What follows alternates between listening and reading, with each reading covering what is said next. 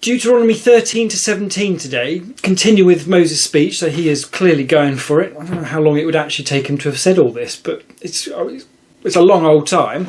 It's still the same format in the sense that he's just going through some bits relating back to where he was and some useful context for us in terms of a cross-reference for what we've already seen.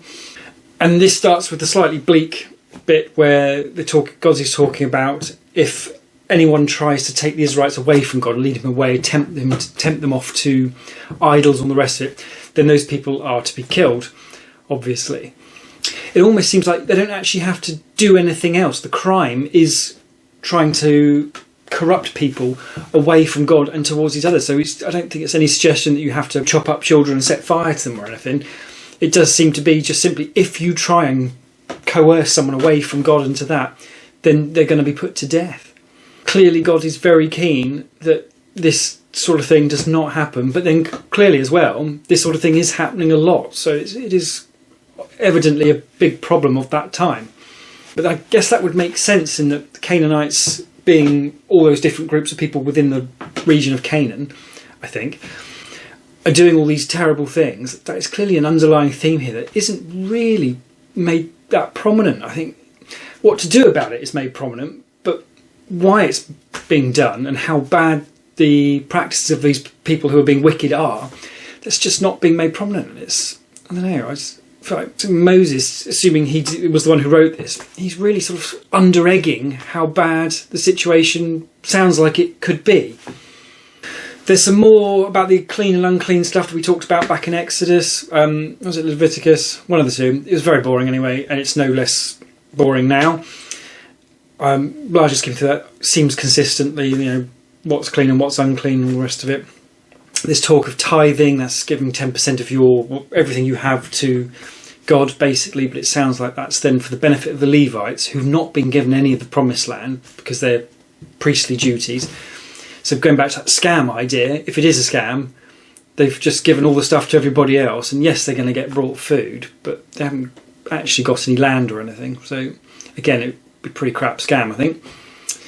It's also said of that 10% that's set aside for God and the Levites that it can also be shared with foreigners, but the fatherless and widows. I'm trying to remember that. When you add that with this idea that God has said all debts have to be cancelled after 7 years, and that there should be no poor Israelites, and if there are any poor Israelites, then everyone else has to help take care of them. It even goes to the extent of saying that if on this 7-year cycle, if the debt is to be cancelled next year, for example, you can't not lend someone money just because it's going to get written off next year. That's something of a bum deal, isn't it? So, I mean, if you're going to lend me some money, but next year you've got to write the debt off, you'd be kind of mad to lend it to me if there's any chance I can't pay it back within that year. But God is saying you've still got to do it, which is, well, it's terrible financial advice, isn't it? But even saying that the resistance to doing it is sinful. So it's clearly it's not going to be easy to follow all of these rules. I mean, some of them are very straightforward, aren't they? Just don't do stupid stuff and be excellent to each other. But excellence going to the extent of you have to lend someone money, and potentially with it being likely to be written off, that's definitely a step beyond. It's a nice ideal, I think, that, and I guess in a family sort of context, you'd like to think that might be possible, but on a massive society-wide level, and bear in mind there's 600,000 Israelites in that bracket of fighting age males, so there's surely well over 1 million actual Israelites.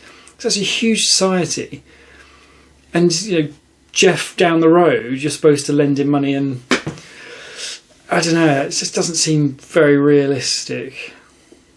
Back on briefly on the subject of slavery, God says every 7 years as well, or every 6 years, the 6th year and in the 7th, your slaves have to be set free. I was reading about this recently, because obviously that's problematic. God saying slavery is okay is just, well, it's not okay, is it? But the bit I was reading was making the point of the context of the time, and that you can't realistically snap your fingers and have a society change overnight. It has a whiff of cop-out about it, but there's definitely something, I think, in the relativeness that is all the other societies apparently doing. I mean, the Romans, a long time after this, were doing full-on slavery. You could beat and kill your slaves and all them, literally trade them as a commodity. Whereas God is sort of supporting slavery, but very much capping it and limiting what you can do. You can't kill your slave. If you knock out their tooth, they go free, that sort of thing. So there's certainly a restriction on slavery, which I guess would make sense as a good way to ease society along into improving things. And sure enough, in Christian circles, as the Roman Empire adopted Christianity quite a bit later, obviously, I believe they then abolished slavery. So clearly it took a long time, but in terms of nudging things forward, it was interesting. It made me think a little bit differently about that actually perhaps the answer isn't just to drop in and say, no, not doing this. It is actually just, okay, limit it and evolve it over time, and which again would tie into the theory, I think, from back in the Genesis somewhere I was talking about, the idea that the maturity of society is tied to what has been the rules at the time and actions God has taken in terms of revealing things and stuff like that. Need to think about that more, really. There's a reminder that they still need to follow all the festivals, the Festival of the Tabernacle, the Festival of Weeks and the Passover and all the rest of it.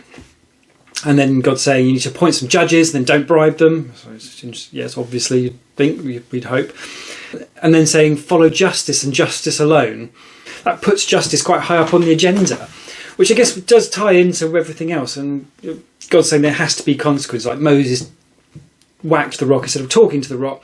He cannot see the promised land now. So sounds essentially he's forgiven, but there is still a consequence. So there is that justice idea. And certainly you hear Christians talking about God is a just God. Clearly that's putting it mildly to some extent. And I think that would be a good thing. I mean, you want a just God, don't you? Especially where life is somewhat unfair. You hope there's some sort of justice for that later on. But yes, so I'm still slightly unconvinced on the idea that God has to be perfect. But the idea that God is a just God, that would seem to be more than borne out in what we've read so far. There's a bit to talk about do not erect any sacred stones because God hates these. To be honest, I'm not quite clear what a sacred stone is, but it's interesting that God has tastes. I hate baked beans. God hates sacred stones. It's a kind of interesting idea. Another thing I was reading on that seems to suggest that a lot of things that God doesn't like are because they are practices or related to practices that these wicked pagans are carrying out. Because there was another mention here of don't boil a young goat in its mother's milk. You're like, what? Why would anybody do that? It's just weird. Maybe that was a normal thing of its time, perhaps. But I wonder what the person who came up with that was thinking. Like, I know, I'm going to get this. Weird. But then I was reading that apparently that sort of thing was being done with some of the sacrifices to Baal and Molech and the likes of those. So it would seem God wants some sort of separation from anything that's being done by the pagans. He doesn't want it done by the Israelites. And it's clearly a big concern for him that they're going to be tempted into those sort of ways. Why that would be, I don't know. It's very odd. You've seen all these plagues and all these wonderful things and water coming from rocks. And then there's some random Baal guy who can't actually deliver anything on virtue of the fact he doesn't exist. Really odd. And finally, God says that they should appoint a king of Israel. And it's obviously not going to be Moses, because he's going to be dead soon. Joshua was named to be his successor, but it doesn't sound like Joshua is going to be king. It sounds like they need to pick a king from the Levites. Maybe it'll end up being Joshua, don't know. But the king is not to enrich himself, and he's to follow the rules of God, and he's to get those rules from the priest and read them every day and all the rest of it. But yes, he's clearly going to be a different sort of king than you might expect. Well, certainly than I expected for back then. All very like the Pharaoh idea. That is definitely not what the Israelite king is setting up to be. But yes, that was another useful section. I almost wonder, could we just have read this instead of reading Leviticus and Numbers? But I think the cross-reference of the two is proving useful. So onwards to the next one.